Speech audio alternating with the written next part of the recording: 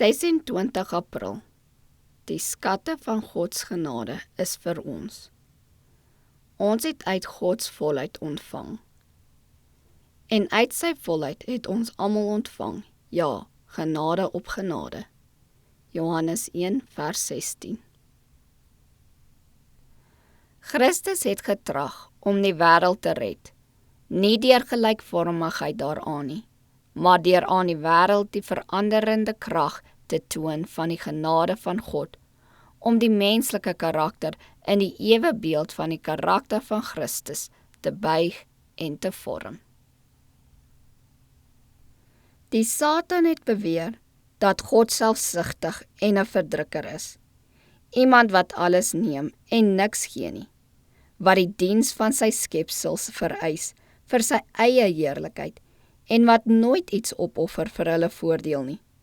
Maar in die gawe van Christus is die Vader se hart geopenbaar. Dit verklaar dat hoewel Gods haat vir die sonde so sterk is as die dood, sy liefde vir die sondaar sterker as die dood is. Omdat hy ons verlossing onderneem het, sal hy niks terughou, al is dit ook hoe dierbaar vir hom, wat nodig mag wees vir die volvoering van sy verlossingswerk nie. Geen waarheid wat nodig is vir ons redding word teruggehou nie. Geen wonderwerk van genade word versuim en geen goddelike middel word ongebruik gelaat nie. Guns op guns en gawe op gawe word vir ons opgehoop. Die hele skatkamer van die hemel is oop vir diegene wat hy wil red.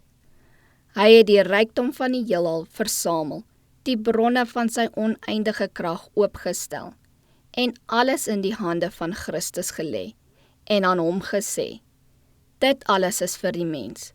Bestee hierdie gawes om hom te oortuig dat daar geen groter liefde op aarde of in die hemel is as myne nie. Hy sal sy grootste geluk vind deur my lief te hê. Die Vader waardeer elke siel wat sy seun met sy lewe vrygekoop het. Elke voorsiening is gemaak dat ons goddelike krag kan ontvang, wat ons in staat sal stel om versoeking te weerstaan. Deur gehoorsaamheid aan al die vereiste van God word die siel vir die ewige lewe bewaar. God het 'n hemel vol seëninge wat hy aan diegene wil skenk wat ernstig na daardie hulp soek wat die Here alleen kan verleen.